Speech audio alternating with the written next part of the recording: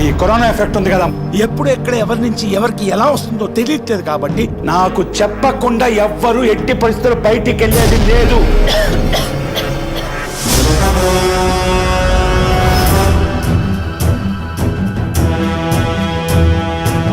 అయినా మావయ్య ఇంత వియర్డ్ గా ఎందుకు రియాక్ట్ అవుతున్నారో నాకైతే అర్థం కావట్లా.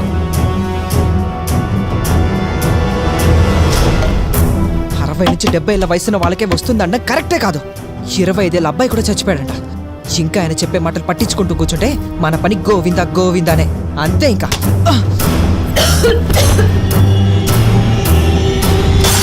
ఏది మంచిదో ఏది కాదో నాకు బాగా తెలుసు.